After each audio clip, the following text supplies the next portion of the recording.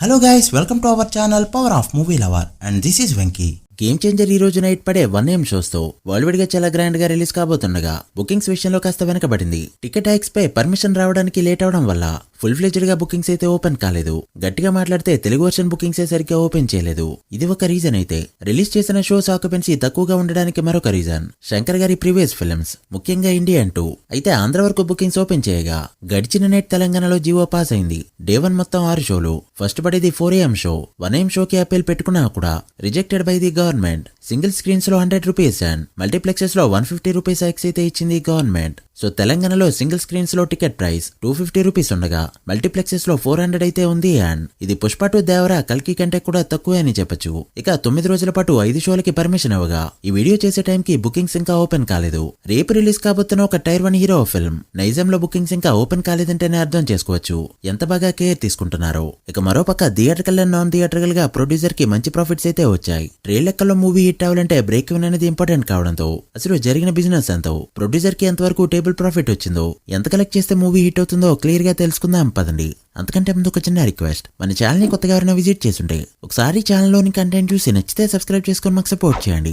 And వీడియోని like చేసి మన స్టాపేజ్ ని ఫాలో మాత్రం మర్చిపోద్దు. ముందుగా బడ్జెట్ విషయానికి వస్తే సినిమాకి ఫస్ట్ 250 కోట్ల బడ్జెట్ అనుకున్నారు. బట్ కోవిడ్ వల్ల మూవీ పోస్ట్ పోన్ అవుతూ రావడం, డిలే షూట్స్ వల్ల అది సాగి 400 కోట్ల వరకు వెళ్ళింది. ఇందులో ఒక్క సాంగ్స్ కే 75 కోట్ల బడ్జెట్ అయితే పెట్టారు. ముందుగా నాన్ థియేటర్కల్ బిజినెస్ విషయానికి వస్తే అమెజాన్ ప్రైమ్ వాళ్ళు 105 కోట్లు పెట్టుకున్నారు. ఇక హిందీ వర్షన్ ఇంకో 50 కోట్ల వరకు వెళ్లడంతో డిజిటల్ రైట్స్ 155 కోట్ల వరకు వెళ్లాయి. ఇక ఆడియో రైట్స్ సరిగమ వాళ్ళు 33 కోట్లు పెట్టుకునుకోగా శాటిలైట్ రైట్స్ 50 కోట్ల వరకు వెళ్లాయి. అలా నాన్ థియేటర్కల్ గా 258 కోట్లని తీసుకొస్తూ 60% బడ్జెట్ నాన్ థియేటర్కల్ గానే రికవర్ అయింది. ఇక థియేటర్కల్ విషయానికి వస్తే ముందుగా తెలుగు స్టేట్స్ నుంచి వద్దాం. ఈ మూవీకి నైజాంలో జరిగిన బిజినెస్ 43.5 కోట్ల రేంజ్ లో ఉంది.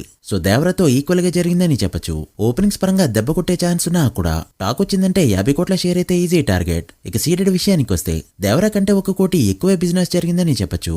దేవరాకి ఇక్కడ 22 కోట్ల వరకు బిజినెస్ జరగగా ఈ సినిమాకి 23 కోట్ల రేంజ్ లో బిజినెస్ జరిగింది. మూవీ యావరేజ్ అనే టాక్ తెచ్చుకున్నా చాలు. చాలా మొత్తాన్ని ఫస్ట్ వీక్ లోనే రికవర్ చేయడం పక్కా. ఇక ఆంధ్ర మొత్తం మీద బిజినెస్ 53 కోట్ల రేంజ్ లో ఉండగా టెరిటరీ వైజ్ రేషియోస్ ని గమనిస్తే ఉత్తరాంధ్రలో 14 కోట్లు, ఈస్ట్ లో 10 కోట్లు, వెస్ట్ లో 8 కోట్లు, గుంటూరులో 10 కోట్లు, కృష్ణాలో 8.5 కోట్లు అండ్ నెల్లూరులో 4.5 కోట్ల రేంజ్ లో అయితే ఉంది. అలా ఒక తెలుగు స్టేట్స్ నుంచి 121 కోట్ల వరకు బిజినెస్ జరగగా 122.5 కోట్ల షేర్ ని కలెక్ట్ చేస్తే ఇక్కడ బ్రేక్ ఈవెన్ హిట్ గా చెప్పొచ్చు. ఇక స్టేట్ అవతల గమనిస్తే కర్ణాటకలో 14.5 కోట్ల రేంజ్ లో బిజినెస్ జరగగా తమిళనాడులో బిజినెస్ 15 కోట్ల రేంజ్ లో ఉంది. తమిళ స్టార్ డైరెక్టర్ కథని పుష్ప 2 రేంజ్ లో ఓవర్ గా చేసేయకుండా డీసెంట్ నెంబర్ అయితే చేసుకున్నారు. సో కర్ణాటక నుంచి 30 కోట్లు, తమిళనాడు నుంచి 40 కోట్ల గ్రాస్ కలెక్ట్ చేస్తే మూవీని సేఫ్ గా చెప్పొచ్చు. ఇక కేరళలో బిజినెస్ ఒక 2 కోట్ల రేంజ్ లో ఉండగా Hindi and rest of India business value 42.5 కోట్ల రేంజ్ లో ఉంది. సో హిందీలో 100 కోట్లు కొట్టడం అయితే చాలా అవసరం. ఇక ఓవర్సీస్ మొత్తం మీద 25 కోట్ల వరకు బిజినెస్ జరుపుకున్న ఈ ఫిల్మ్ థియేటర్కల్ గా టోటల్ వరల్డ్ గా జరుపుకున్న బిజినెస్ వాల్యూ